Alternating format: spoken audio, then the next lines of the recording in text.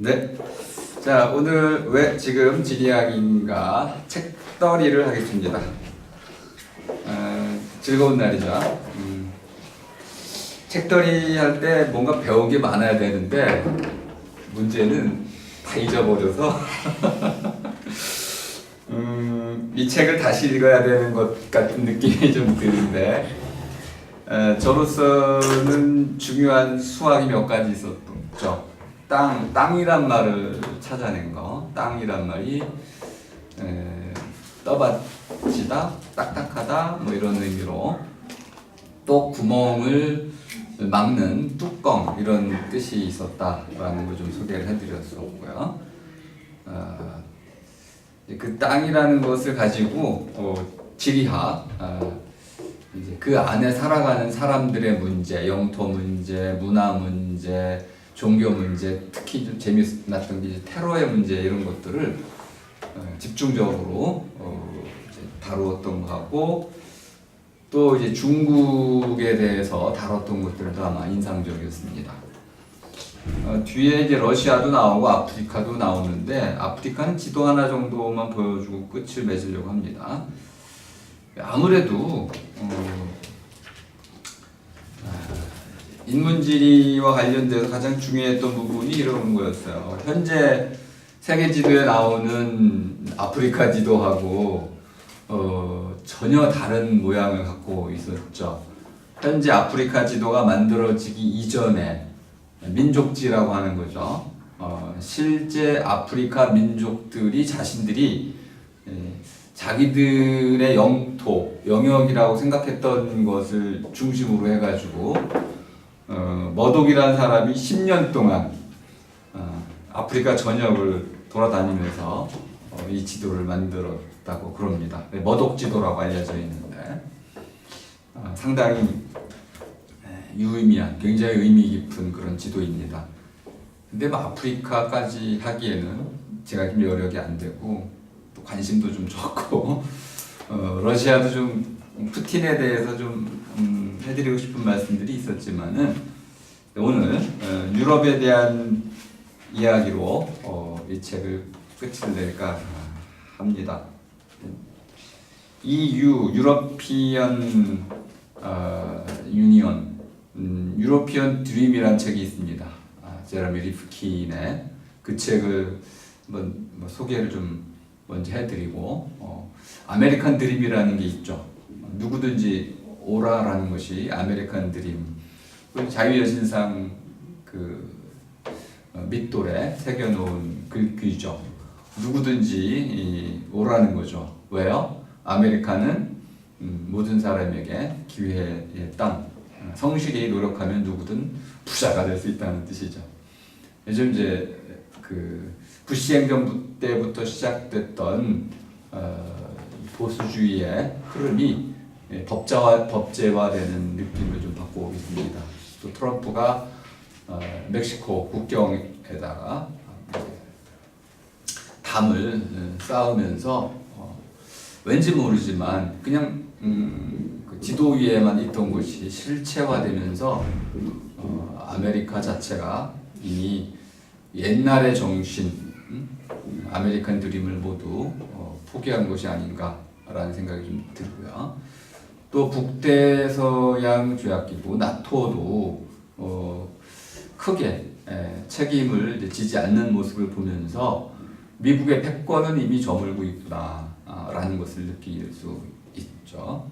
그리고 한국에 대해서도 전략 무기를 비롯한 다양한 총알까지도 사실은 팔아먹고 있는 거거든요. 미군이 쓰는 총알은 미군이 돈을 내야 되는데 한국 정부가 내고 있습니다. 국민들이 잘 모르죠. 엄청난 무기를 팔아먹고 있으면서도 또 미국 방위에 대해서 절대적인 이제 요충지이기 때문에 미국 스스로 방위할 수 없는 그런 한국의 땅이기 때문에 그런 중요한 전략적 요충지를 거의 무상으로 빌려 쓰는 주제에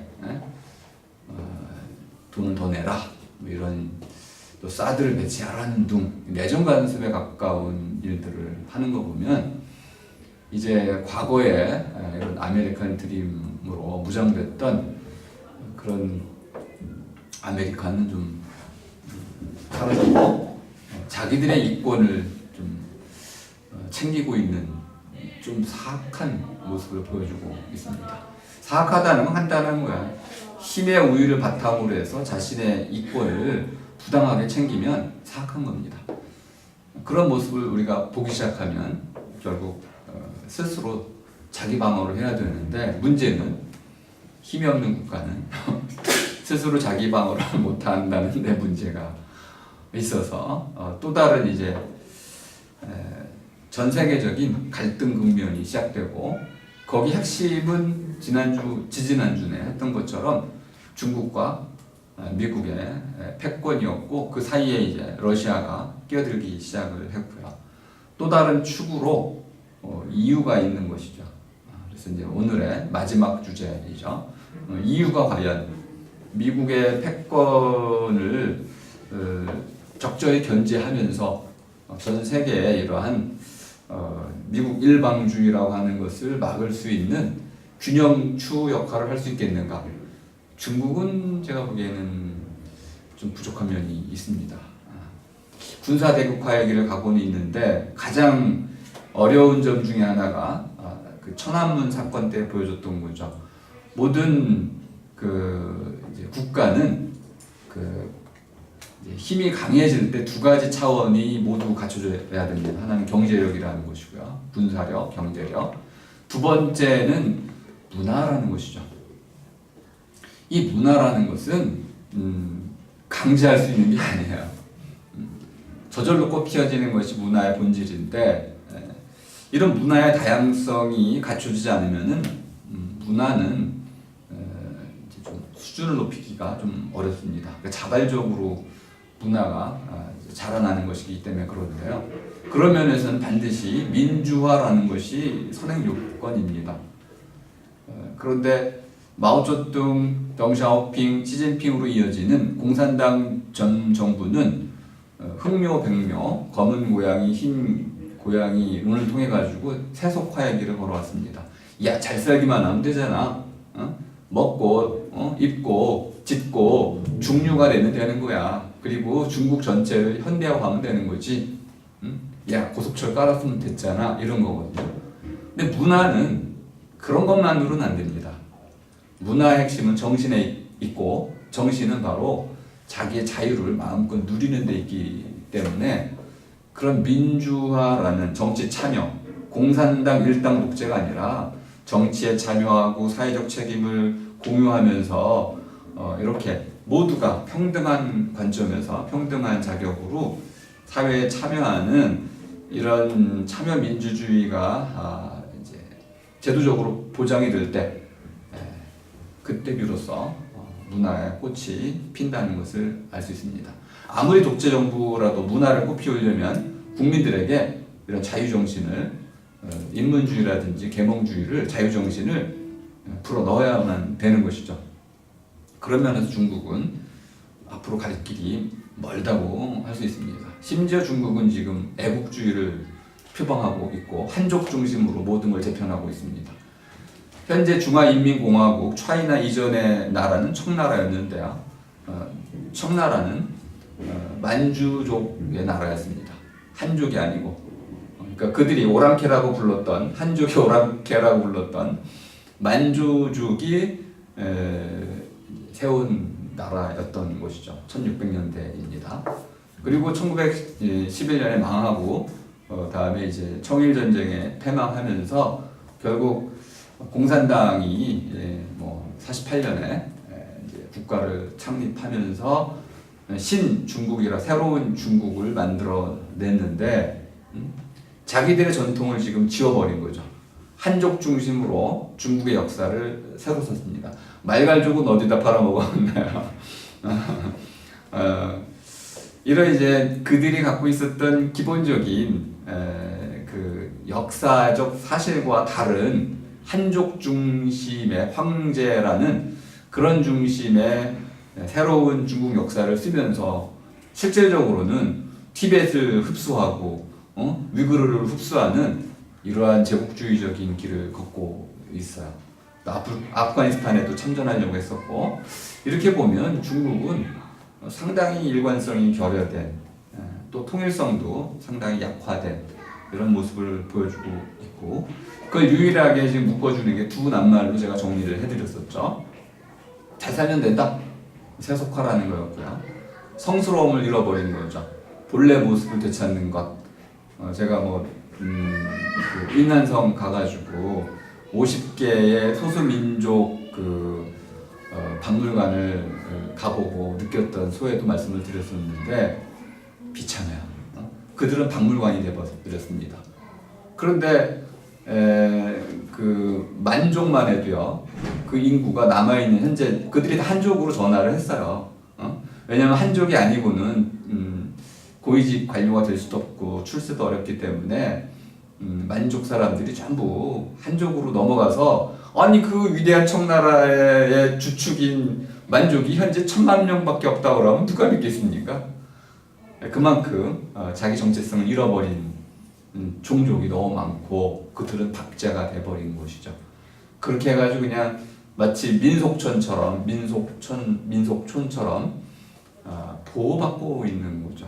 이게 역사를 왜곡하고 다민족 사회고 다인종 사회고 다 언어 국가임에도 불구하고 이제 하나의 중국을 외치고 있고, 심지어 뭐 대만마저도 인정하지 않으려고 하고 홍콩 반환한 뒤 완전히 되돌려가지고 민주화 열망을 다 짓밟아 버렸죠.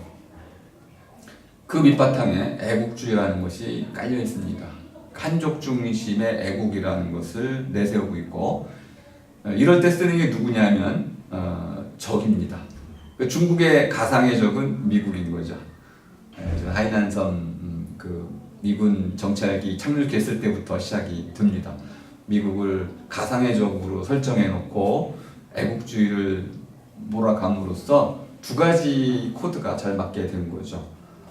한족 중심으로 애국주의를 내세우고 경제 정책에 성공함으로써 세속화를 이제 이뤄냈죠. 하지만 여전히 문화적으로는 아직 선진국에 뒤처져 있기 때문에 미국과 대등한 그 관계에서 균형추를 맞추기에는 상당히 아직은 미흡하다고 볼 수 있습니다. 아울러 북한으로서는 상당히 호재를 만나는 거죠. 미국과 그 대등한 관계를 추구하는 중국의 비호를 받고 있기 때문에 이제 미국에 대해서도 이제 큰 소리 칠 수 있게 된 거죠. 예전에 클린턴 있을 때는 그런 일이 불가능했었습니다. 영변 핵 원자로 시설을 그냥 타격해가지고 폭파시키려고 했었잖아요. 그 정도로 북한은 미국에 대해서는 그냥 완전 통제 대상이었는데, 지금은 뒤에 중국이 있기 때문에 그게 좀 어려워지고 있습니다. 그러니까 남은 곳은 이제 EU라고 말할 수 있는데요. EU 쪽은, 유럽은 미국인들의 입장에서 보자면은 그 첫 문장이 그거죠, 그죠? 362쪽 첫 문장이 유럽에 대해 복잡한 감정을 품고 있다. 이 첫 문장 내용 중요하네요. 왜 유럽에 대해서 미국인들이 복잡한 감정을 갖고 있을까요? 아메리카의 뿌리는 어딘가요? 뭐 잉글랜드를 비롯한 유럽이죠. 뭐 자기들의 어머니 땅이죠. 거기 다 왔어요, 그죠? 그리고 영연방에 속해 있었죠. 지금 캐나다는 아직도 영연방에 속해 있습니다. 그러니까 영국이라든지 유럽이라는 것은 아메리카 입장에서 보자면은 어머니 땅이에요. 그렇기 때문에 또 뭐 역사적으로 봐도 수많은 문화들을 유럽에서 이식을 해온 것이고, 민주주의라든지 뭐 학문이라든지 가장 중요한 건 말 자체가 그렇잖아요. 언어, 말 자체가 이제 유럽에서 온 것이기 때문에 또 성서에 기반해 있었고, 그러니까 모든 것이 유럽부터 왔다는 문화적인 좀 열등감이 있는 거죠. 반면에 이제 2차 대전 이후에 유럽은 복잡한 환경에 처해 있었지만 아메리카는 아주 확신 있게 승전국임을 이제 전 세계에 선전할 수가 있었고, 그 승전이라는 공산주의를 물리치고 민주주의의 맹주라는 자신감 하에, 특히 이제 그 세계적인 경제 공황 이것들을 잘 극복해 내므로써 1970년대 말까지 아주 호황을 누리게 됩니다. 그 달러에 기반한 이런 이제 호황을 바탕으로 해가지고 전 세계를 군사적으로, 경제적으로, 아울러 문화적으로, 학문의 발전, 우리 뭐 뉴욕을 어떻게 이해하시는지 모르겠는데 뉴욕은 그냥 용광로잖아요. 어? 모든 문화의 중심이잖아요. 어떤 걸 패션이 됐든 노래가 됐든 춤이 됐든 뭐가 됐든지 간에 뉴욕은 전 세계 모든 예술인들이 꿈꾸는 꿈의 무대입니다. 모든 이제 예술의 메카 된 거죠. 그리고 금융의 중심이죠. 물론 이제 영국도 뭐 금융의 중심이긴 하지만은 그거에 뭐 능가하는 그런 이제 정치, 경제, 문화, 금융, 모든 학문 모든 영역에서 미국은 가히 전 세계의 맹주가 됐던 것이죠. 그리고 그것 때문에 뒤에 좀 설명을 드리겠지만은 유럽의 부흥을 위해서 미국이 지대한 공헌을 하게 됩니다. 돈도 많이 지원해줬고, 특히 이제 군사적 러시아로부터 소비에트 유니언이죠. 소련으로부터의 이러한 그 군사적인 이제 위협을 막아주는 이렇게 이제 보루 역할을 했죠. 두 가지 면에서 미국은 현재 유럽의 모태가 됐습니다. 그런데 이제 어떤 문제가 있었냐면은 우리 그 이라크 전쟁 때 프랑스가 개입을 거부했습니다. 아니 미국인들로 봤을 때는 놀랄 노자죠. 아니 어떻게 프랑스가 감히 미국의 그 전쟁에 대해서 그것을 개입을 거부할 수가 있단 말인가? 배은망덕도 유분수지 이렇게 된 거죠, 그죠? 근데 독일은 한 줄 더 떠서 미국의 그 이라크 어택을 비난했습니다. 명분 없는 전쟁이다 해가지고 결국 나중에 부시는 사과를 해야만 됐는데요. 예를 들어서 그 대량 살상 무기가 발견이 안 됐잖아요. 핵무기를 발견이 안 됐단 말이에요. 이것 때문에 전쟁을 한 것인데 그 원인이 없었다는 것을 FBI 보고서에 이미 보고가 됐었다는 것도 나중에 알려지게 되고, 그러니까 프랑스와 독일이 미국의 아메리카에 대해서 이렇게 비판하고 개입을 거부했던 것은 타당했던 것이죠. 그러면서 유럽이 갑자기 미국과 대등한주의를 갖는 것처럼 전 세계에 보이기, 실제로는 그렇지 않았지만 그렇게 보이는 여건이 만들어졌어요. 이런 걸 아성이 허물어진다는 거예요. 누군가가 뭐 그냥 절대지존인 줄 알았는데 휘청한 거죠, 그죠? 그때 그 휘청한 모습 자체가 전 세계인들에게는 미국도 무너질 수 있겠구나 라는 것을 갖게 됐던 거죠. 그런데 이제 유럽 자체는 전쟁 관점에서 보자면은 아프가니스탄이라든지 그 미국이 발을 빼는 순간 그러한 테러와의 전쟁에 대해서 상당히 무능력했다는 것을 알 수 있습니다. 지금도 알 수 있죠, 그죠? 미국 내에서는 큼직한 테러들이 없습니다. 9.11 테러 있었지만은, 하지만 현재 유럽에서는 유럽 각지에서 테러가 감행되는 걸 알 수 있습니다. 이런 군사적인 면에서 미국이 발을 빼면서 나토에 대해서 소극적 개입을 하면서 유럽 전역이 사실 치안 문제라든지 전쟁 위협으로부터 어떤 나라가 전쟁을 할지 모르겠지만은, 예를 들어서 스위스 같은 경우는 프랑스에 대해서 상당히 경계를 합니다. 상상이 안 되시겠죠, 그죠? 아니 스위스가 독일과 프랑스 사이에 껴 있는데 왜 독일을 두려워해야 될 텐데 왜 프랑스를 더 두려워할까요? 우리가 알지 못하는 그들만의 묘한 역학이라는 것이 있고요. 이런 것들을 안정화시켰던 게 바로 미군이었던 것이죠. 근데 점점점 미군이 이제 유럽으로부터 발을 빼면서 이러한 불확실성이 커져가고 있다는 것을 알 수 있습니다. 그리고 여러분이 아시겠지만 코소보 내전이라는 걸 들어보셨을 겁니다. 보스니아. 그래서 30만 명 그냥 인종 청소를 하고 그랬잖아요. 아무도 그것을 막지 못했어요. 그러니까 이런 일들이 뭐 유럽은 따닥따닥따닥 붙어 있는 국가들이 다 붙어 있으니까 이런 일들이 비일비재하게 일어날 뿐만 아니라 마스코라든지 예? 이런 데 보면은 분리독립을 하려고 그러잖아요. 북아일랜드 이런 데 마찬가지고 아이리시 마찬가지고 끊임없이 여러 가지 분쟁의 불씨들이 여기저기 있어요. 이거를 그동안 딱 막아주고 있던 것이 미군이었는데 이제 나토가 좀 약화되면서 이런 문제들이 하나둘씩 생겨나고 있는 것이죠. 그 이유는 이제 유럽이라는 거하고 이유는 전혀 다른 겁니다. 유로피언 유니온은 하나의 다국가 체제인 거죠.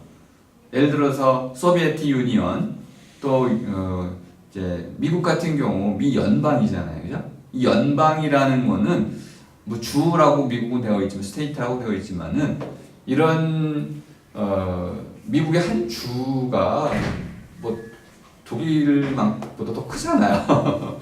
그러니까 이런 유럽에 있는 국가들의 규모면으로 봤을 때 EU라는 것은 하나의 다국가 체제라고 볼 수가 있는 겁니다. 유럽은 지역 이름이고요. EU는 그 안에 있는 국가들 사이에 정치 체제를 말하는 것인데 여기 정치 플러스 경제가 포함되어 있죠. 그리고 국방까지 포함되어 있으니까 여기 3원색, 그죠? 정치, 그다음에 경제, 국방이라는 것이 트라이앵글 새 3원색이 한데 아우러져서 EU라는 새로운 빛깔을 빚어낸 겁니다. 근데 이 빛깔이 하나의 빛깔인지 아닌지가 이제 지금부터 검증하는 건데요. 일단 그 EU에 대해서는 그 안에 뭐 브렉시트 여러분 아시잖아요. 이미 많이 예견된 경우도 예견한 분들도 많이 있었는데 설마 나가려 하는 분들도 있었고 뭐 할 수 없죠. 그건 선거를 해봐야 되는 건데 결론 탈퇴를 결정했는데요. 그 탈퇴 전까지만 해도 영국은 파운드화를 썼습니다. 그러니까 통합 유로를 쓰지 않았어요. 그러니까 영국은 언제든 발을 뺄 준비를 하고 있었던 것이죠. 그러니까 경제 통합이 안 됐고요.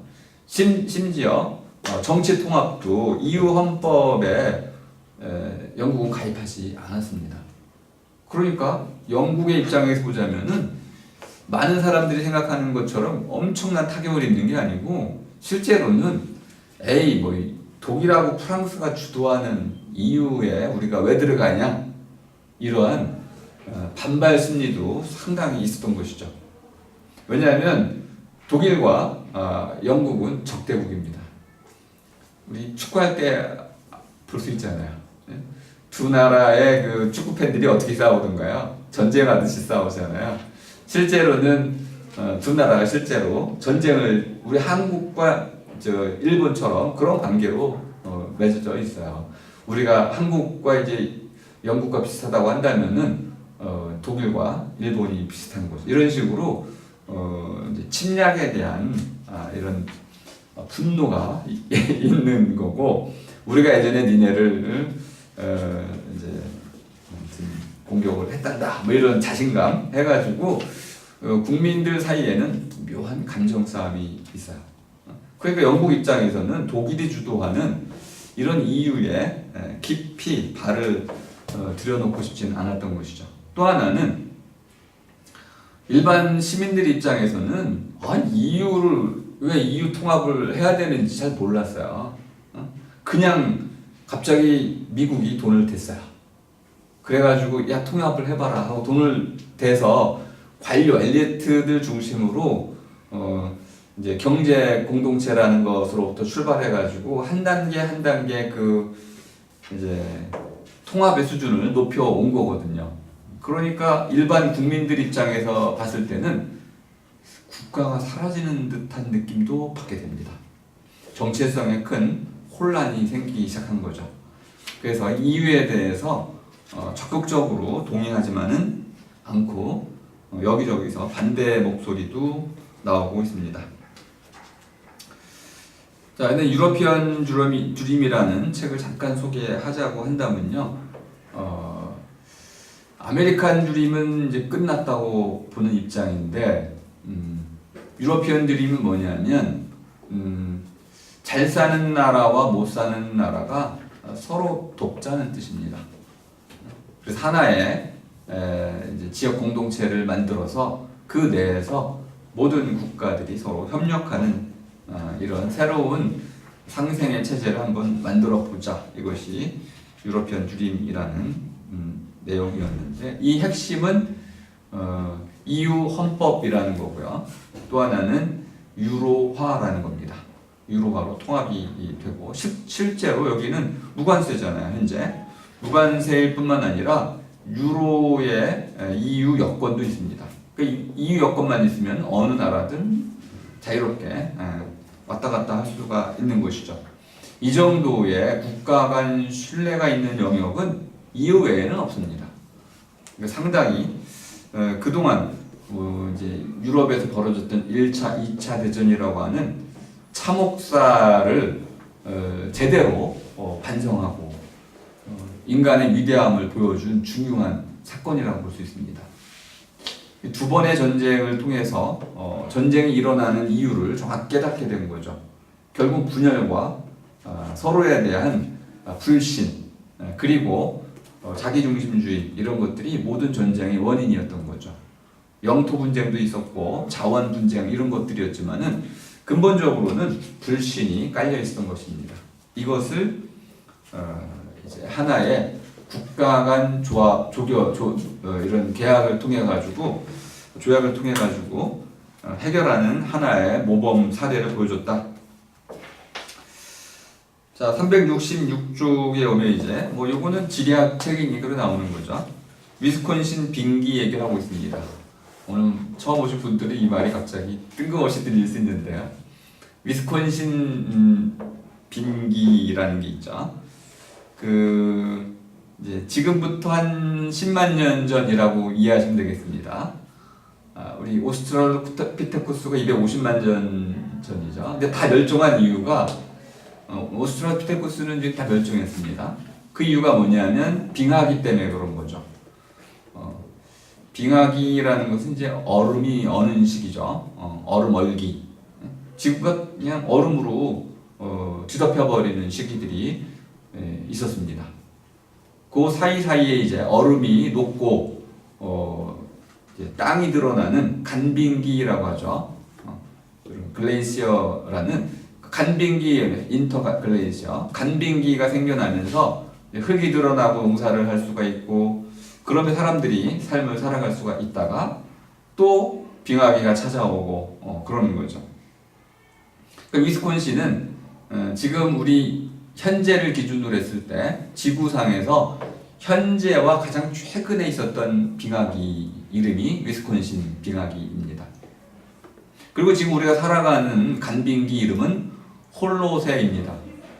홀로라는 말이 좀 우리말로는 좀 멋있게 들리긴 하는데 별 볼 일 없는 아주 재미난 표현이에요. 홀로라는 것은 우리 머리빗이라는 뜻입니다. 머리빗. 그 홀로란 머리빗이라는 뜻이고, 머리빗이라는 것이 뭐냐면 땅이 머리빗으로 이렇게 빚은 것처럼 산맥과 또 이제 골짜기 이런 것들이 생겨나고, 또 이런 흙들이 이렇게 부서지면서 이제 평원이 만들어지고 사막지대가 만들어지는 과정.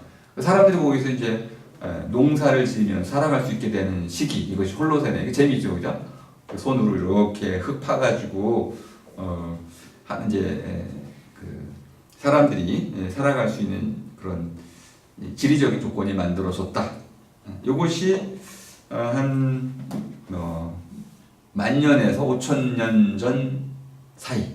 그러니까 지금 현재 인류가 살아갈 수 있게 된 중요한 지리학적인, 기후학적인 사건이 바로 홀로세의 등장이었습니다.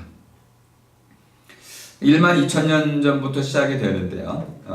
이때부터 비로소 유럽에 사람들이 이제 모여서 살게 됩니다. 근데 이 유럽 자체는 땅 자체가 굉장히 복잡하잖아요, 그죠?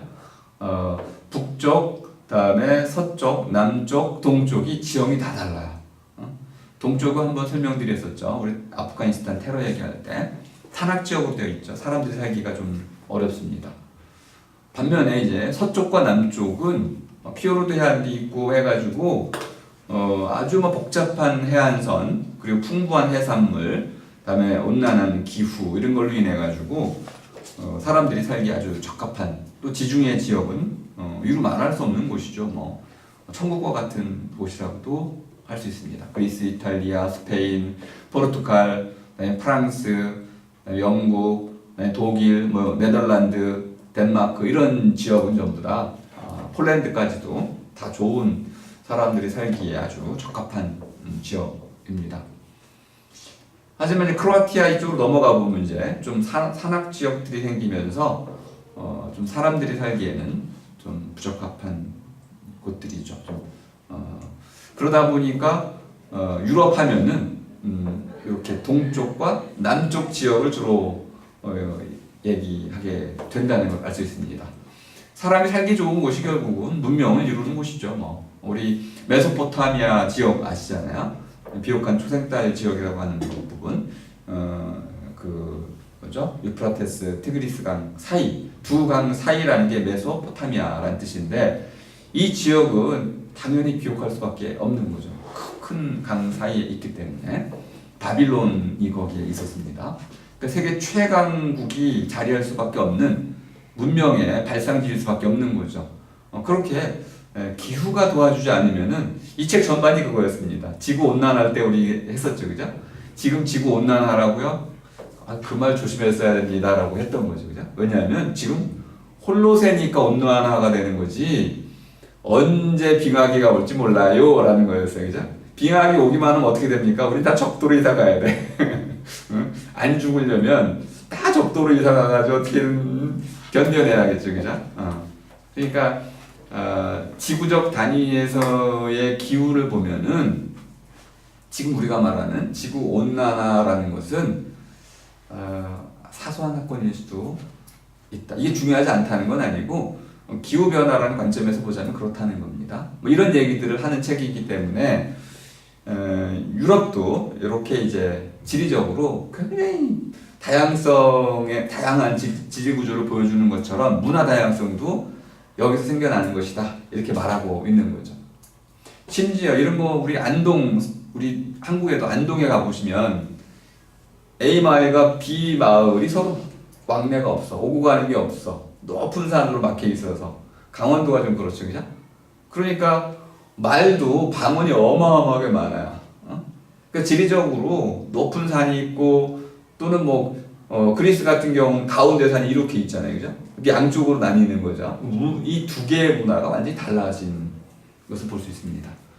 근데 유럽 전체는 이렇게 지리적으로 다양하게 분포되어 있다 보니까 문화도 다양할 수밖에 없고 또 하나는 유럽은 어디서 왔는지 모르는 그 수많은 이민족들이 이런 홀로세 간빙기 때 끊임없이 들어와서 만들어진 대륙이라고 볼 수 있습니다. 그 언어 다양성이 상상을 초월할 만큼 풍요로운 곳이죠. 바스크어, 에스토니아, 핀란드 이런데 바스크어는 완전히 유럽에 있지만은 스페인 우에 있죠, 그죠? 프랑스 국경 사이에 바스크어가 있죠, 그죠? 카탈루니아 이런 데도 마찬가지입니다. 그 사이에 있는데 말이 달라. 근데 이 말이 어디서 왔는지 알 수가 없어. 이 말이 어떤 언어학자는 한국어와 일본어와 유사하다고 그럽니다. 그러면 저 멀리서 이렇게 유라시아를 쭉 관통해가지고 넘어왔다는 거잖아요. 알 수가 없는 거죠. 이렇게 이제 정체불명의 말들이 수두룩하게 있고 또 그들은 그 말을 통해서 이제 분리독립을 요구하고 있는 거죠. 이렇게 수많은 다양한 말들이 있던 것이죠. 그래서 이렇게도 얘기했네요. 367쪽 두 번째 단어가 보니까 그 저마다의 바벨 탑으로 남은 주된 이유를 알 수 있다. 이렇게 표현했다.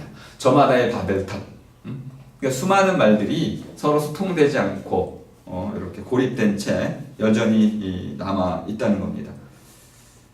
우리 뭐 유고슬라비아 있을 때 그때 아시죠, 그죠? 언어가 7개, 한 나라에 중국은 지금 그들이 이해하는 그 소수 언어만 해도 50개 언어를 인정하고 있습니다. 더 많죠, 훨씬 많죠.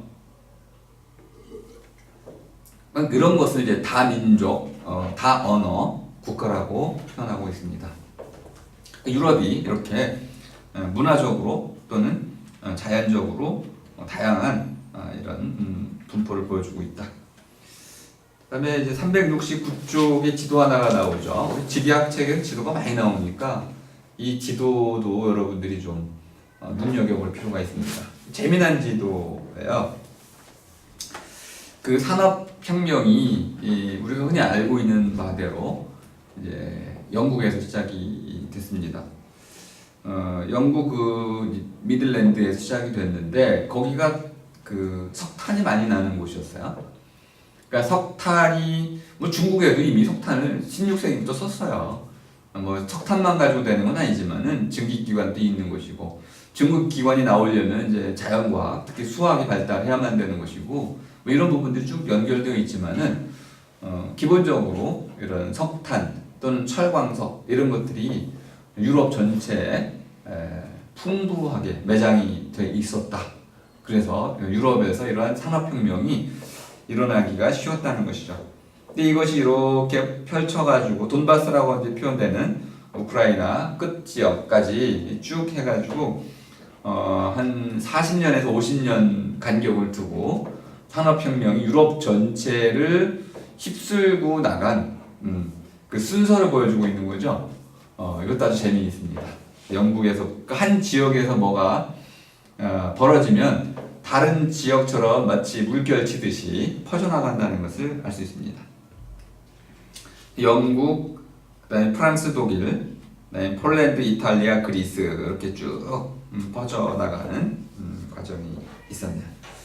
몇 가지 재미난 부분도 있어서 한번 소개를 해보겠습니다.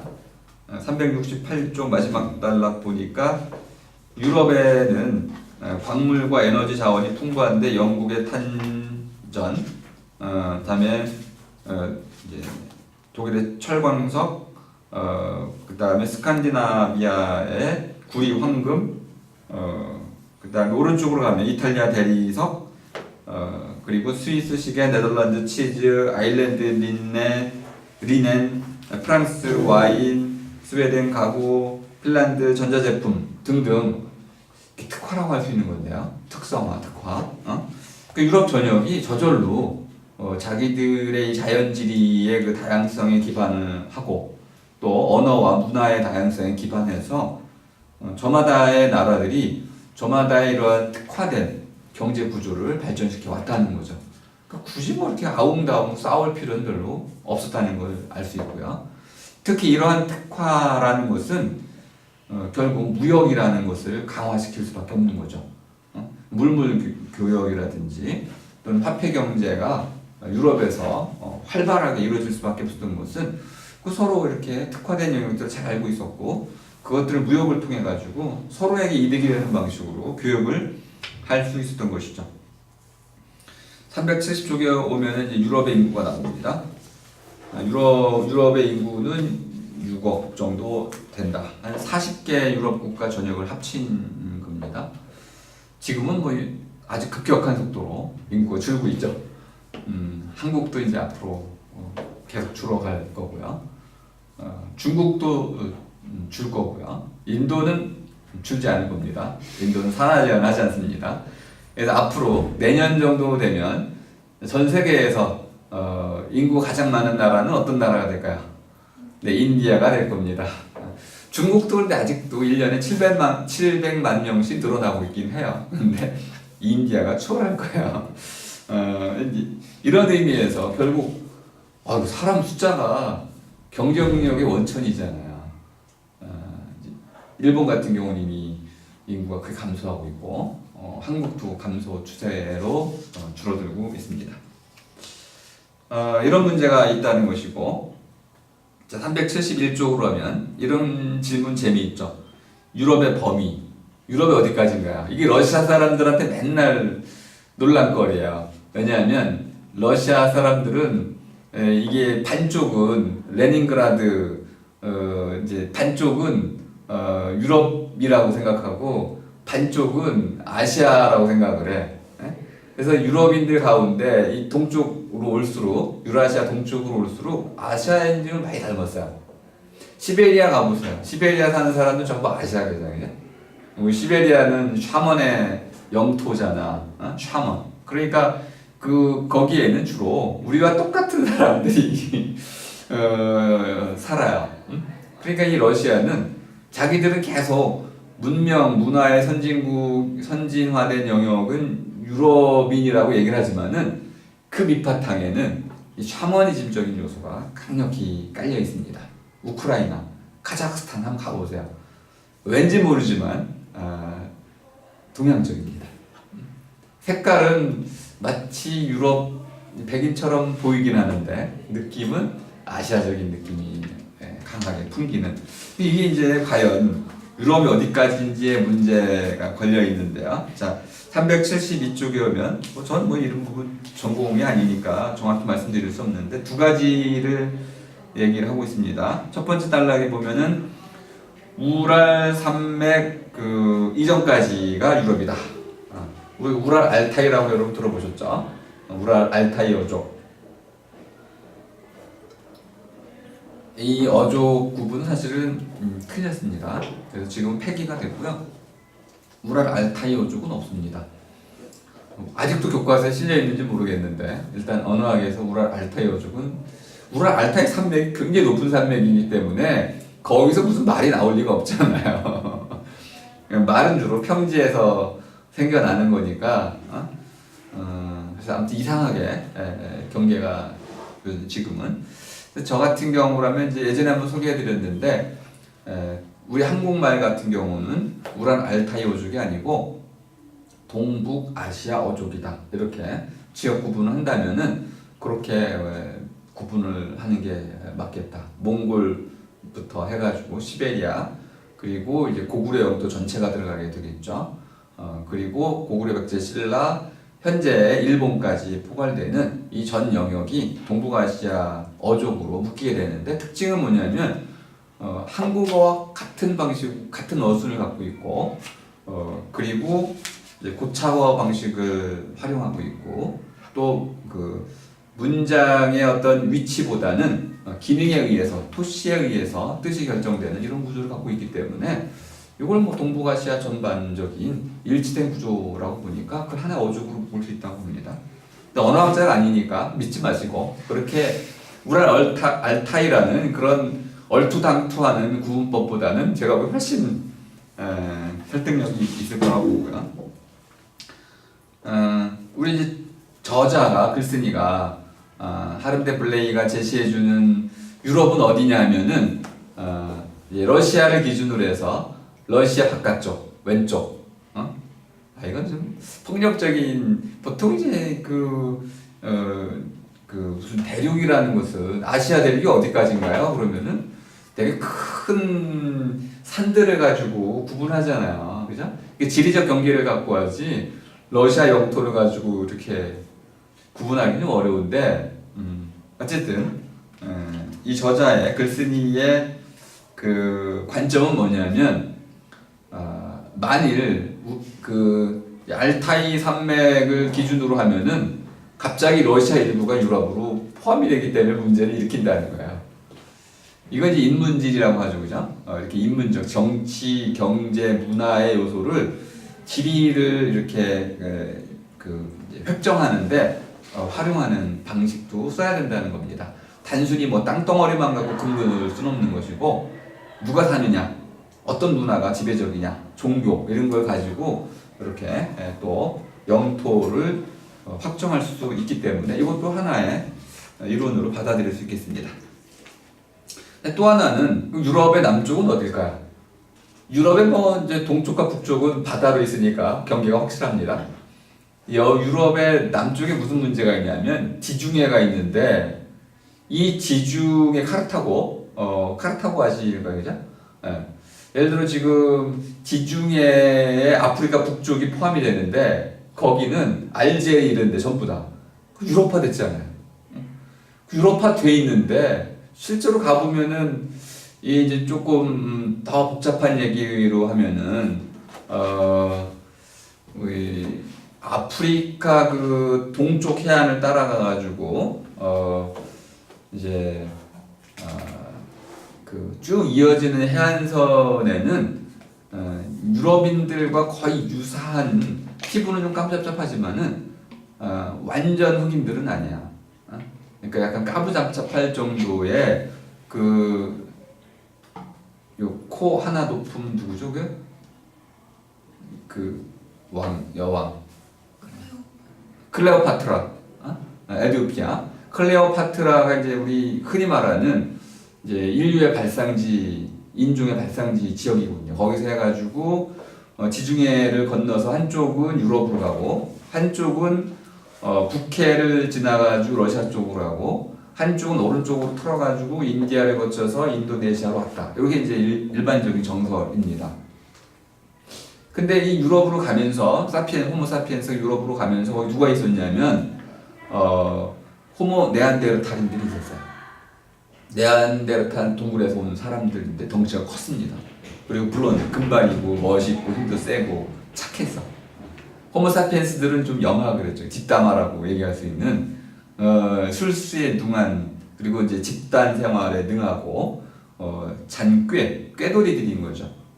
이들이 이제 그쪽으로 가가지고 네안데르탈인들을 멸종시키고 유럽을 차지한 거죠.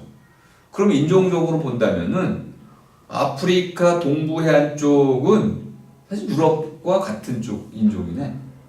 색깔만 다를 뿐이지. 그러면 이걸 어떻게 봐야 돼요?